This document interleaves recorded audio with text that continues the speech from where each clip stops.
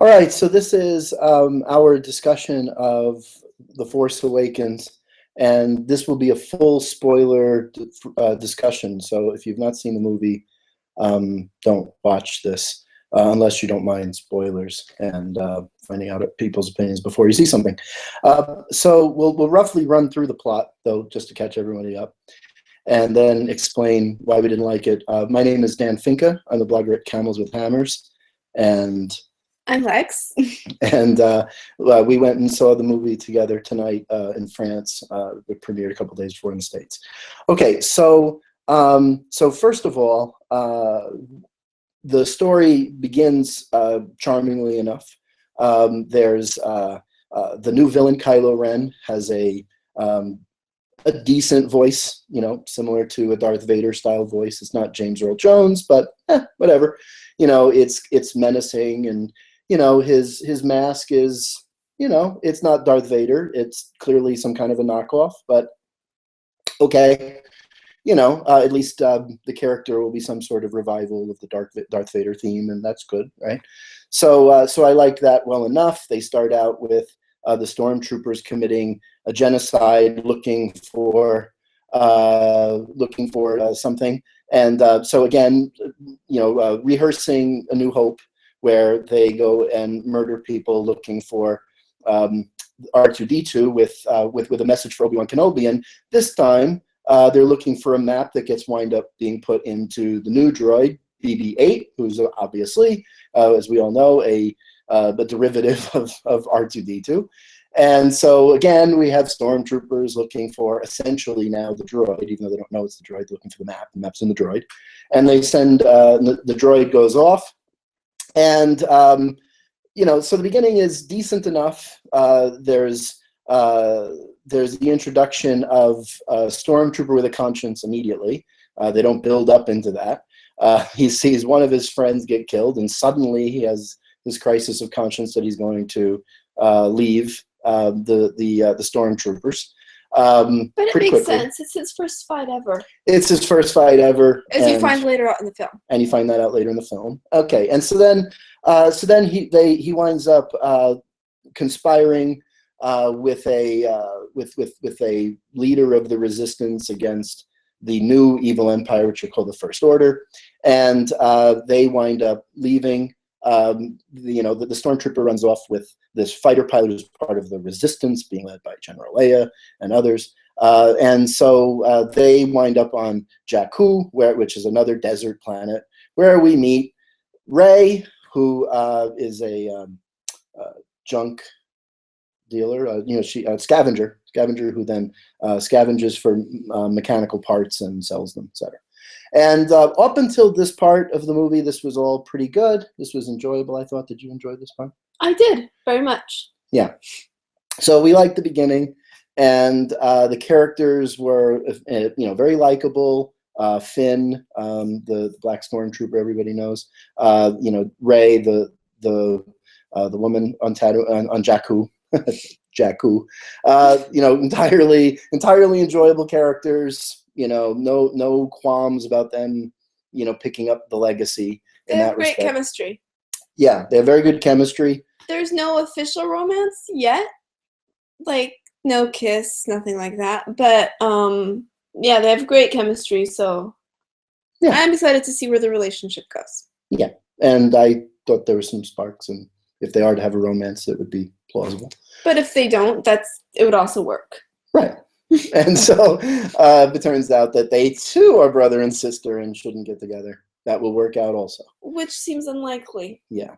Now, so, yeah. He was kidnapped as a child, and we find out that that's how they recruit their troops. They kidnap young children. Right. So that's why we now have a stormtrooper who's not the descendant of Jango Fett. That mystery is resolved. Okay, so then there's a wonderfully charming sequence in which Finn and Rey are running for their lives, and they're running for a really good spaceship. And Finn says, well, there's this closer one over here. And Rey says, well, that one's just a piece of junk. And then the one that they want gets blown up. And instead they decide to take the piece of junk, which turns out to be the Millennium Falcon, extremely nostalgic, emotionally satisfying moment. So in the beginning, it seems like we're in good hands here. I was very, very excited, and I felt like, okay, they're introducing our new characters, and we're going to have the Falcon, etc. And so then in a confusing sequence, the Falcon gets picked up by some other larger ship, and we're worried it's the Imperial forces, but it turns out to be Han and Chewie somehow, just happened to be there and happened to find that these people have the Falcon, and so they board it, take it over. Essentially, now we have our Han, Chewie, Rey, and Finn, and it seems very exciting. Right? So then essentially what's relatively early in the film revealed, it's practically not a spoiler as far as major information. It's pretty early, a major part of the film. It's not the last thing you learn. So it's one of the premises of the film, is that Kylo Ren is the son of Han Solo and Princess Leia, and he's devoted to reviving the legacy of his grandfather. And so he, for some unexplained reasons, he idolizes Darth Vader. And Luke has gone missing. I mean, I loved the opening crawl where it said Luke Skywalker has vanished. It was very provocative and exciting. Almost brought tears to my eyes. And that's actually the information that BB-8 is hiding. Right, he's hiding a map that to everyone Luke is trying Skywalker. to protect. Right. But he only has part of the map, and this guy has the rest of it, but he is catatonic and has been ever since Luke went away. Right. And towards the end of the movie, he wakes up for no given reason. Right. We don't know why. And Right. it is like, here's the map. And then you realize that the part of the map that BB-8 had was actually the important part. And that R2-D2 just had a general idea of what part of the star system it was in. Yeah. But, like, as far as details to how to get there, BB-8 had it all. Right. And so that was stupid. It was really badly done, and it was more about sort of crowd pleasing, to have R2-D2 be mysteriously catatonic for some reason, and then, oh, he's alive again, there's hope again. It was just dragging out rather than having any good reason for that. And for all of the hype about this movie reuniting Mark Hamill and Harrison Ford and Carrie Fisher, we were going to get Luke and Leia and Han back, and they actually go the entire movie without Luke Skywalker until the very end. You see him, and that's for a minute, and he doesn't say a word. And he doesn't say a word.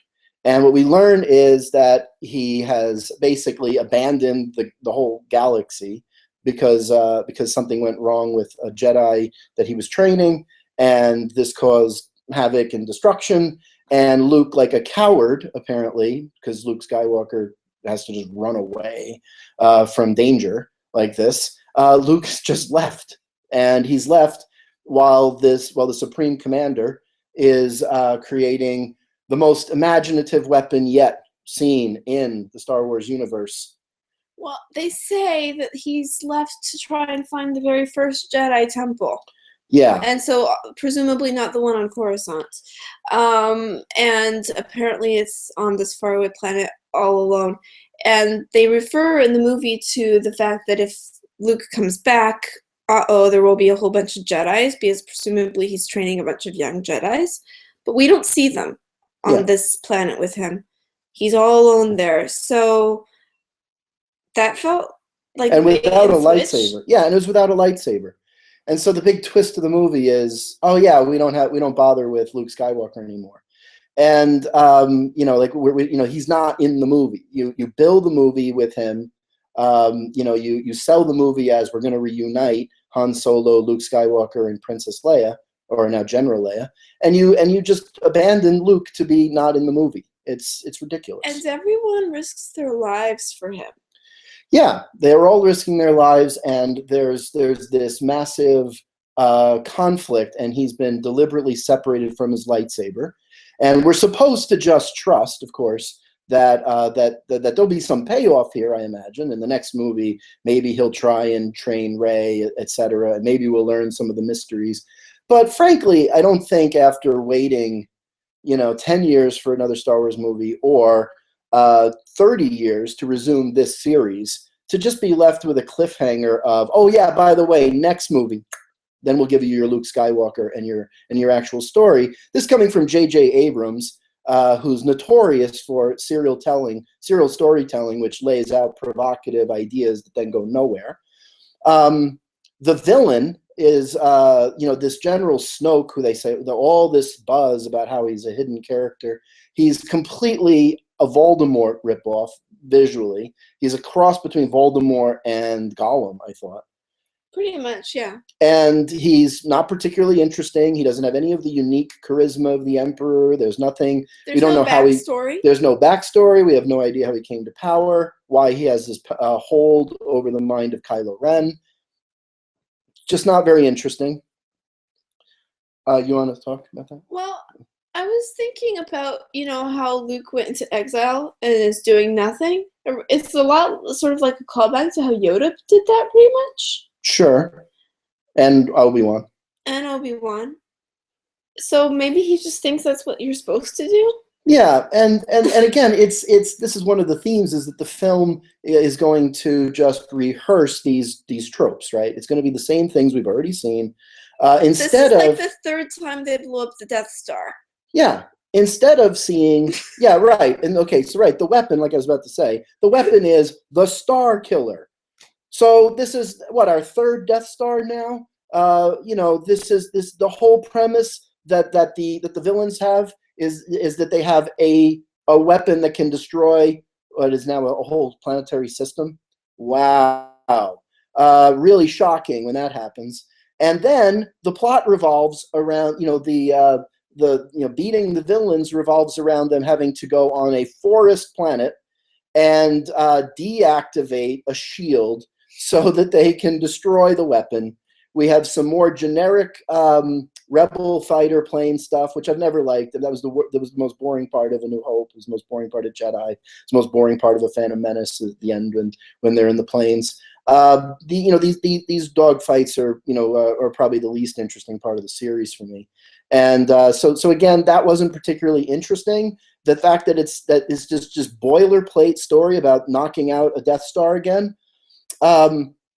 General Leia, I was hoping. See what I think is so disappointing to me is I understand that perfectly understand that what you want to do is introduce the new characters, right? You want to be able to say, this is the new generation, these are the new characters, but you have to do that in the context of continuing your ongoing story, right? We left in episode 6 with so much potential for Luke and Leia and Han.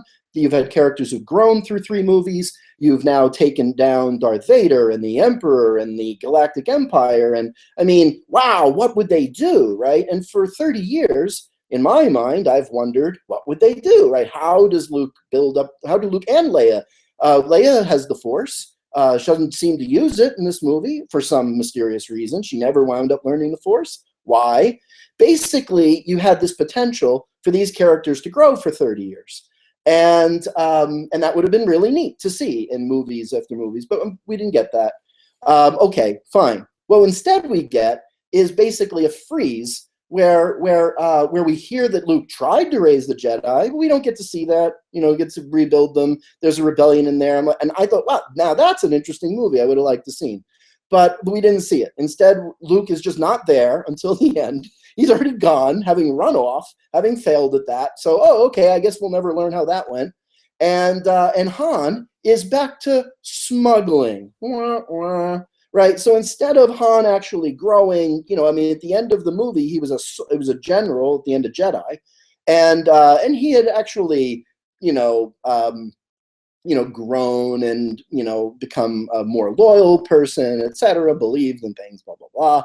Well, now we get to see that, for no good reason. Then, of course, we all love the rapscallion scoundrel of the first movie. And so that's the idea. Make him a smuggler again. Isn't that funny?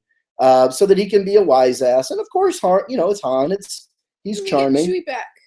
Yeah, and we get Chewie, and that's fine. I mean, it's Han and Chewie, but we've seen dozens of Harrison Ford movies, And honestly, I just didn't feel the magic of Han Solo here. There's a handful of quips. I mean, he's funny, he's charming. It's nice to see Han. But he hasn't grown at all. He doesn't. There's no new challenge of having to ascend in the universe after being part of the people who take down the Empire. There's no growth there. And Leia hasn't grown. Like, there's no sense that she's a leader any more than she ever was before. She was always a leader. I mean, she was tougher and stronger in the past. Now she's just sort of maudlin about, and basically their whole plot is to just stand there and go, yeah, it's a shame we didn't work out. And, it's a shame that our son is a genocidal, maniac who's killing lots of people and trying to revive the dark side. But we still love him. We'd like to have him back. That's all that they're there to do, is be these sad parents. And like the plot about why he turned to the dark side boils down to something about Leia sending him away to be trained, and apparently like this brat didn't like boarding school. And I don't think that's entirely fair. I think it wasn't said so explicitly, but I think it was hard on him to be the grandson of Darth Vader, the son of Leia, the son of Han, the nephew of Luke. And basically, where can he be legendary? Where can he be great? By imitating Grandpa. Right. That's what it boiled down to. And for a minute there, I thought they were going to go down a really interesting route, because towards the end of the movie, he has a final confrontation with his father. So Han Solo walks up to him, and earlier on in the movie, you see him sort of praying to the Force, I think. Praying to his father, it seemed, in the Force, yeah. Well, to his grandfather. To his grandfather, right. Right. So he's praying to Darth Vader, basically. He looks kind of nuts. Like, he kept Darth Vader's helmet, like, all distorted and burnt, and he, like, worships it. Anyway, so he's praying to the helmet. Because he's starting to feel the pull of the light side. And so at that moment, I thought when Han was walking up to him, he takes his helmet off and he's like, "Dad, I want to leave, but I don't know how. I don't know what the consequences will be."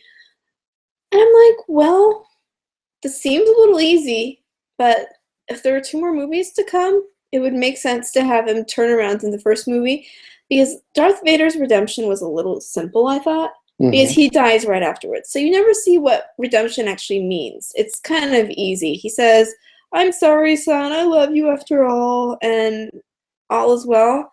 It's a little easy. And here, if he had actually been redeemed, if he had actually come back to the light side, gone home with his father, betrayed his emperor, well, not emperor, but, Snoke's, whatever,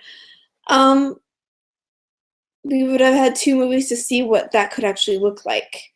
How you can actually make amends. How you can re-earn people's trust or not. There could have been a lot of interesting character development there. Right. And I thought it would have been interesting because it would have been this whole plotline of teenage boy, doesn't know his place in the family and the world, goes to the dark side to try and find fame, and then grows up and realizes he made a mistake, but he doesn't know how to fix it. That would have been interesting.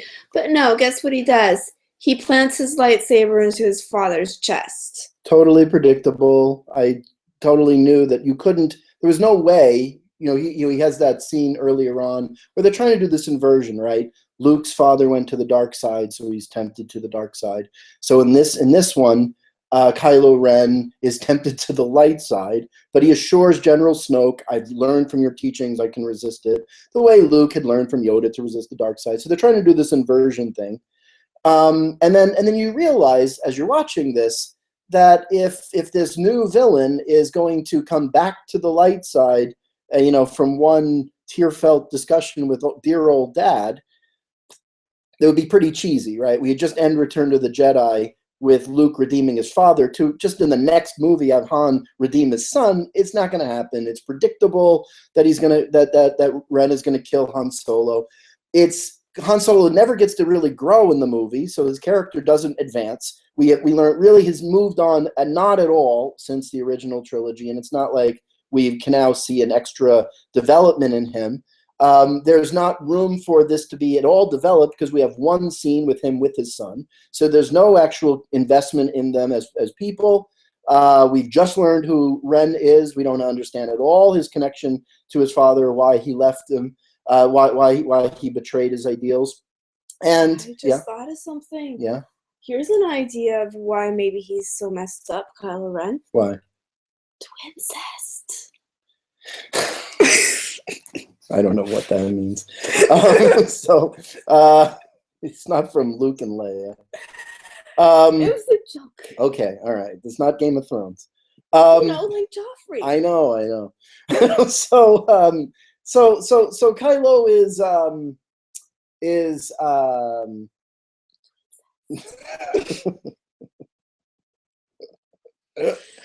okay, so Kylo, killing his father, it's just too easy, and it goes back to the whole lore of Star Wars, where where Harrison Ford never really liked Han Solo anyway, and told Lucas that he should kill him off in Return of the Jedi to add some weight. And so I'm sure that all sorts of purists who say that we need the movies to be dark and to have no CGI, etc., will be so proud that they did the brave thing and killed off Han Solo, when we all know Harrison Ford is old and ready to move on anyway, and never really liked these movies anyway, and would have been happy to just die off anyway. It wasn't bold. We never get to know anything about actually this relationship, and it honestly, Kylo Ren doesn't even look like him. I mean, there's like no sense that these people know each other. You've got basically Kylo Ren doesn't have any of the roguish charm. He's played by the same actor who plays Adam Driver, who plays Hannah's boyfriend on Girls, and he plays, basically, to me, this character was a spoiled boarding school brat, privileged kid who for some reason has annoying darkness within him, and so as a result of that, he doesn't have any personality traits of Han Solo. We don't connect that. This is Solo's kid. And there's nothing to do with Leia. Like we're just supposed to just accept that these two wonderful people, or at least this roguish, cynical father, and the headstrong Leia, very principled. We're just supposed to just accept that they've got a genocidal maniac for a son, and whatever. And he doesn't connect with them. We never see him with Leia. There are alternate theories. Twincest? Yeah. Don't even. Oh man, if they go there, that's the twist. Oh my God. Luke saying to Kylo Ren, I am your father. Yeah, that would be hilarious. It would be hilarious.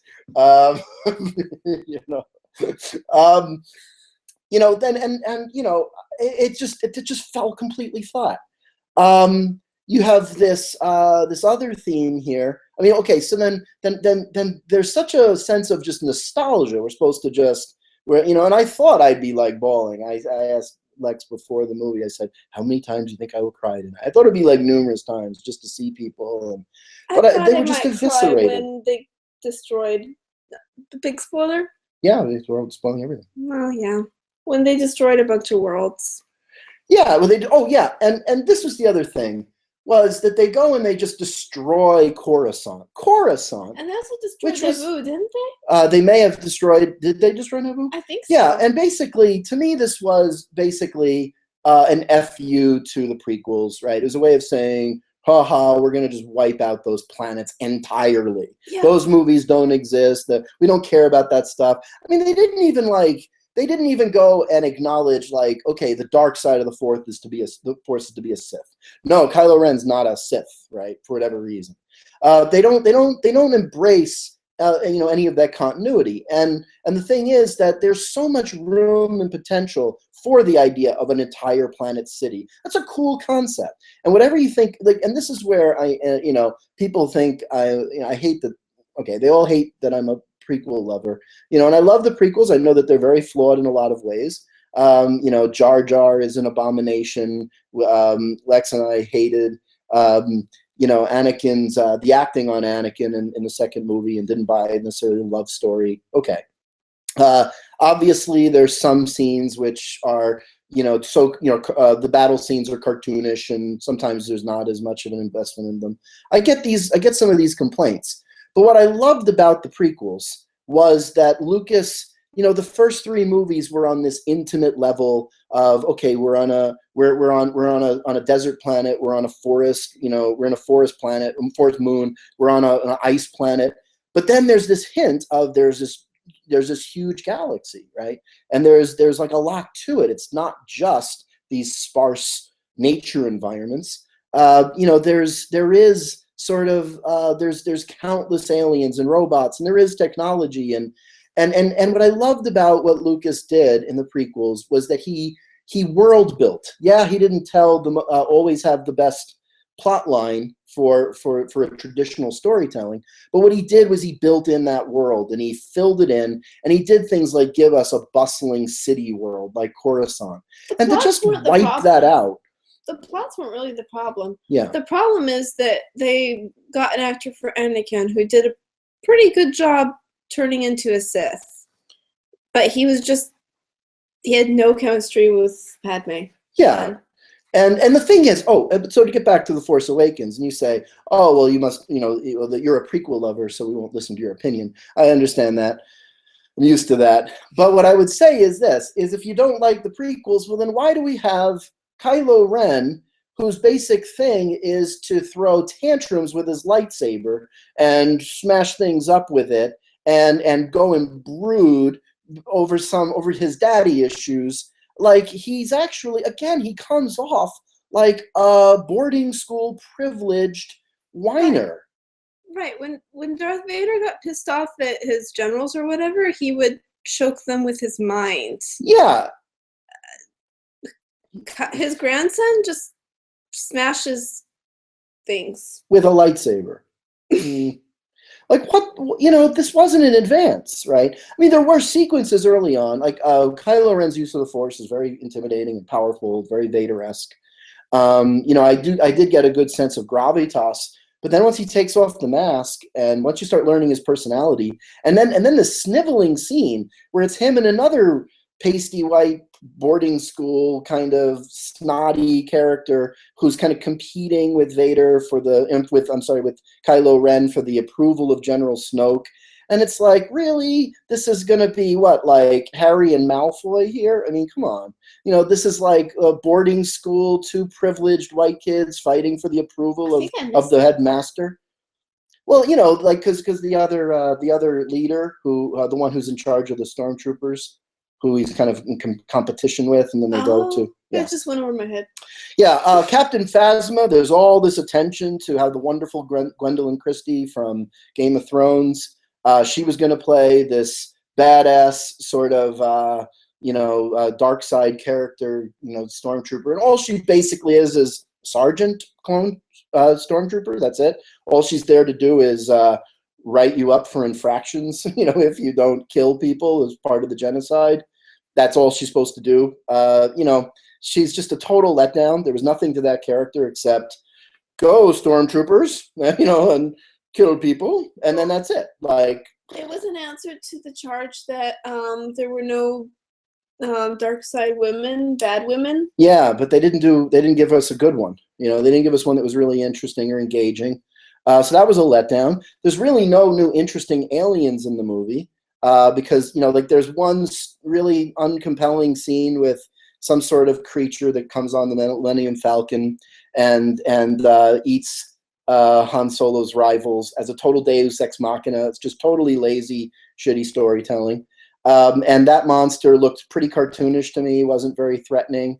And then they did do this thing, an ode to how Han shot first with Greedo, is at one point to defend himself, Han takes one of these other bounty hunters who's against him, and he takes him and he throws it into the monster's mouth. So we can see Han still able to be the bad guy. See, so that'll be, hooray! Han's the guy who shoots Greedo first. He's still the rapscallion. Woohoo! You know, I mean, this was supposed to be fan service of a, you know, turns out that, you know, Finn's job as a stormtrooper was only to run the sanitation. So then we get a winking joke where Han's like, well, maybe we can throw Captain Phasma in the garbage. Maybe there's a monster in there. Wink, wink. Didn't we love Star Wars? Like, you know, they didn't do that in Return of the Jedi. They don't do that in Empire Strikes Back. If you want to tell a legitimate story, you don't spend the whole movie going, gosh, weren't the originals great? You know, and that's what they were doing here. Well, it was an inside joke. I thought that bit was actually kind of fun. Okay. I like inside jokes. That's fine. That's fine. But I mean, I just feel like the movie was just hinged on that. We're supposed to come to Leia and Han and Luke with all this nostalgia, but they're not doing anything new. Like, where did any of these characters advance in the movie? Like, apparently they had some really interesting stuff happen in their lives over the 30 years we missed. We just skipped that and just showed up to see Han was a bad father who gets killed by his son, and we have no idea why. And I wish we could have seen those intervening movies, because they must have been much more interesting. Yeah. So where are we at the end of this movie? What do we not know? What do we wonder about? Well, there's still some more things bad with the movie. Oh, okay. Ton Kanata is supposed to be kind of a Yoda-ish figure, I thought. You know, okay, so you have a 1,000-year-old character like Yoda, who's 900. And so that sounds interesting. And her voice in the trailer is so alluring. You know, I've seen the same eyes in different people. It sounds really deep. As it actually was in the movie, comes off like someone like into astrology sitting down with you going, let me read your palm. I mean, it wasn't interesting. She wasn't compelling. The creature design was boring. She looks like an orange minion, basically. I mean, it wasn't original. You know, there's a cantina kind of reference. So you go through a bar with a bunch of aliens obligatorily scattered around. You know, like there's just nothing interesting about the aliens in the movie. Not her, not the others. Kylo, you know, for some reason she has Luke's lightsaber, and it's calling out to Rey for, you know, so Rey's just chosen by the Force. It's totally, you know, for one thing, also in the very beginning of the movie, all the characters just get together by incredible coincidences through the laziest story writing ever. Like, everyone can just pump into each other because they just need to be for the story. Just completely implausible. And then finally, Rey just gets chosen by the Force. She just has the Force suddenly.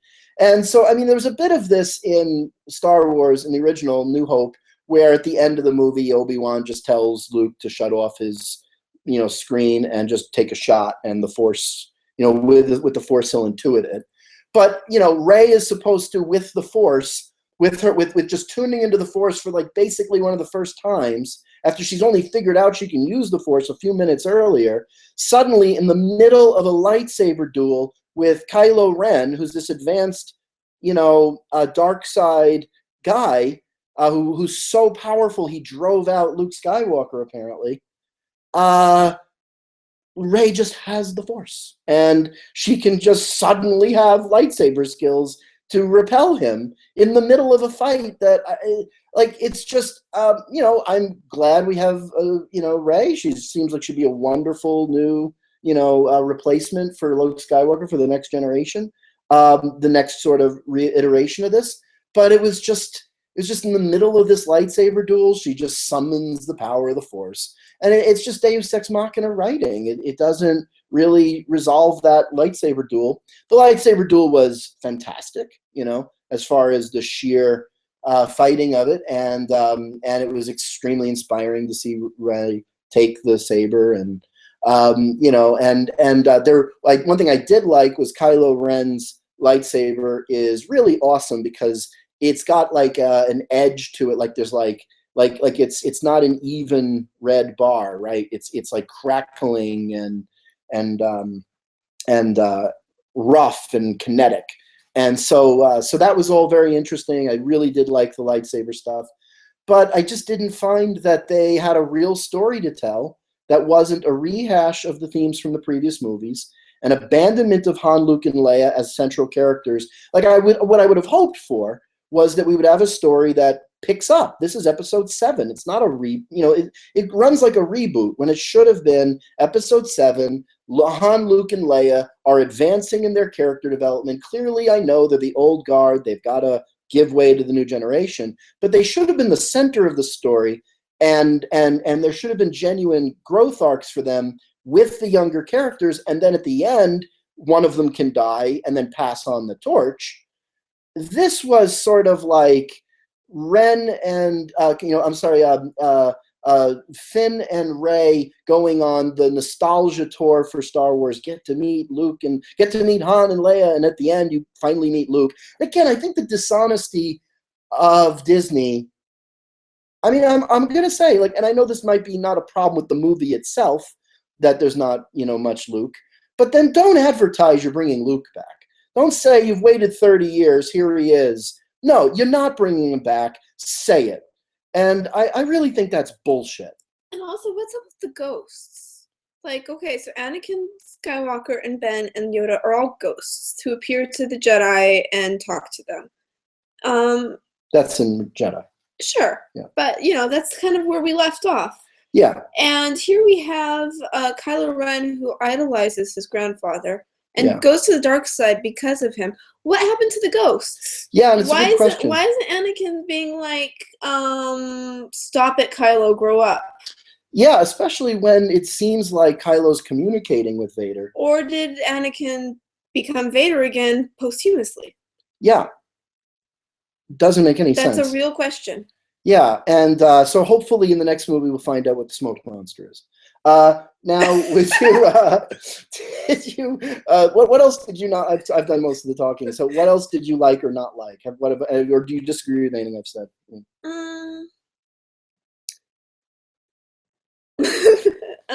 Well, I love BB-8. BB-8's adorable. He's adorable. Like, I have to say something positive. Yes. Yeah, he's adorable, and I hope we can get a stuffed animal of him because so cute. Yeah, I think in the next movie we'll find out that R2-D2's his dad. That would be awesome. That's going to be like dramatic. We also are left wondering what's up with Rey's family, because she did not want to leave her home planet, even though she doesn't seem to be attached to anyone there. And because she's waiting for someone to come back, and she had a bunch of really funky flashbacks when she first touched the lightsaber. Right. So clearly she's in the family somehow. Right.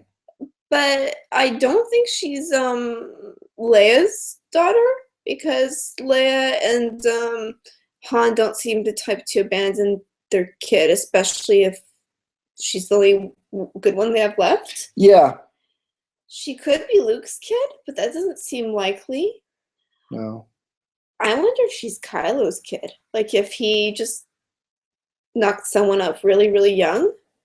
Yeah. I mean, he is actually, the actor is almost my age, so he could be old enough to be. And I mean, look at Han and Leia. I mean, they look great for their age, but they look old enough to have a daughter Rey's age. A granddaughter Rey's age. Sure. Yep.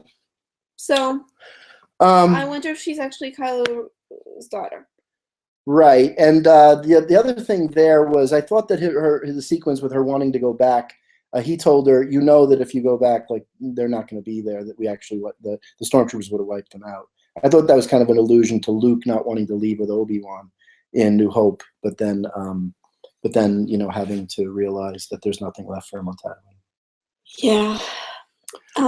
So yeah, there's that whole mystery. Yeah.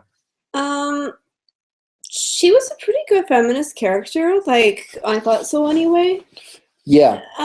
She was really badass. I liked her. Maybe a little too insistent on Finn holds her hand several times so they can stick together when they're running away. Right. She's like, "Don't hold my hand." Well, the first time was one thing, but after a while, it's like, dude, stop spending so much energy saying, "Don't hold my hand." Run with it. You're running for your life, literally, whatever. Right, and the twist is then he gets knocked out, and she reaches out her hand for him. So, reversal. Yeah, but it was a little heavy-handed. A little heavy-handed. So, and I think ultimately, like, what I really resent is that I think that Lucas, like I said, expanded the universe. He really makes it feel like a filled galaxy, and that there's a lot going on. There's a lot of people. There's a lot, there's a lot of aliens, and yeah, he makes titanic mistakes. But he also just layers in so many cool monsters and so many provocations and thoughts. There's so many ideas. Yes, they're not fully developed all the time, but the background aliens are like fun to keep seeing, and that expanding of the world. Whereas the original movies, were wonderful. And I mean, I know the original trilogy is better than the prequels, obviously.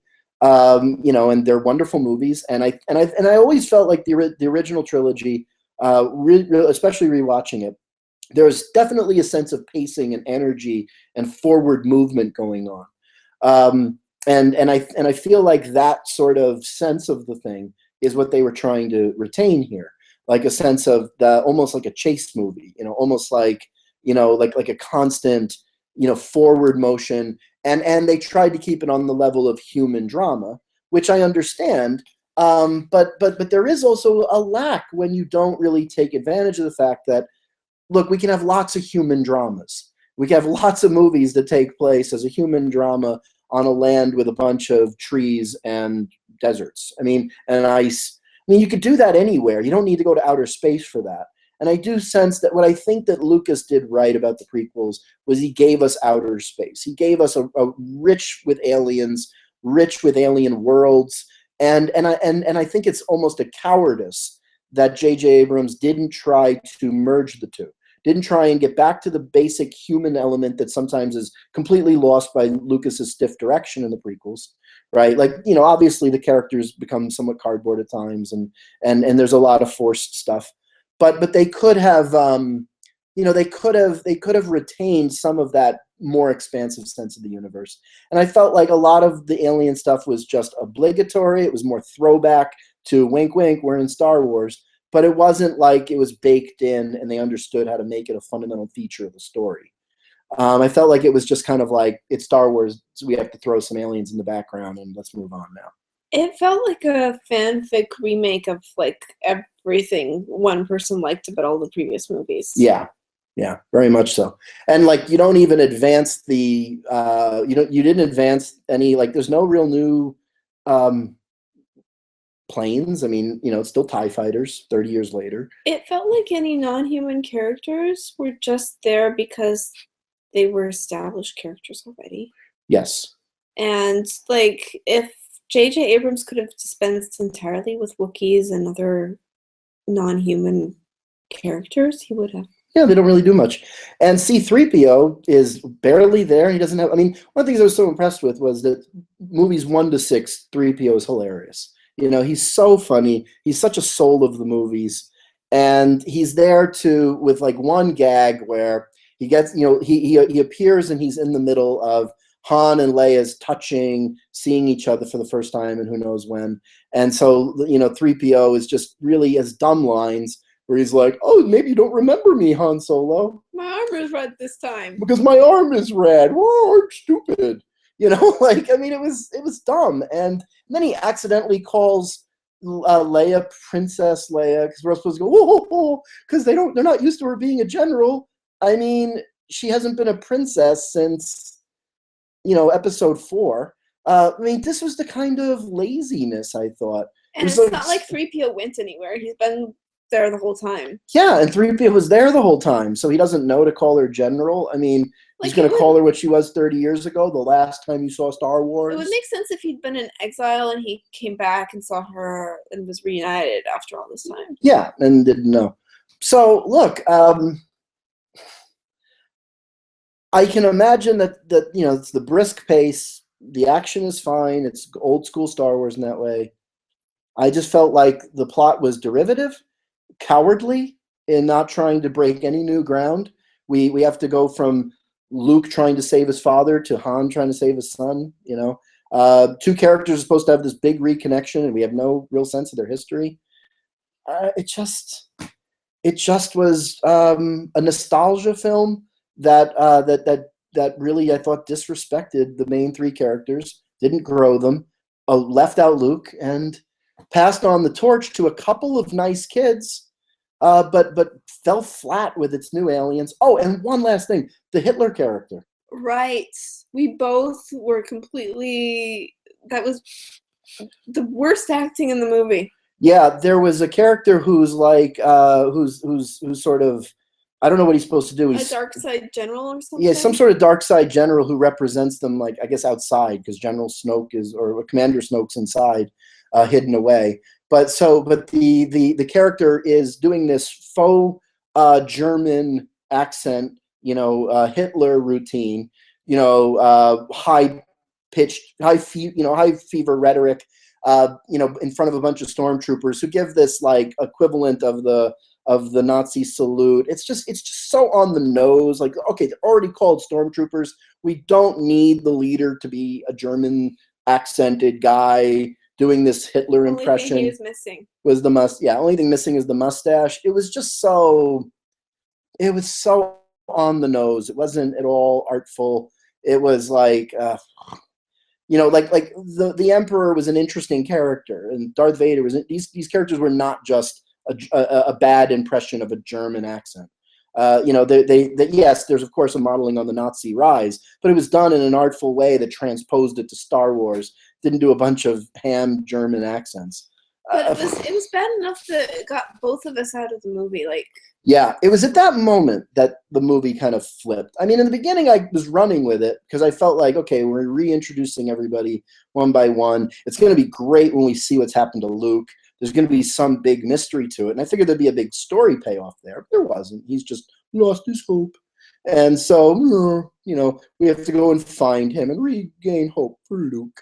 That's it. Like, I thought like Luke was gone because there would be some badass resolution to that, and he'd have an actual role in the story. So it was one of those things where I was watching the movie going, okay, they're setting things up. This can go somewhere really interesting once it's all in place.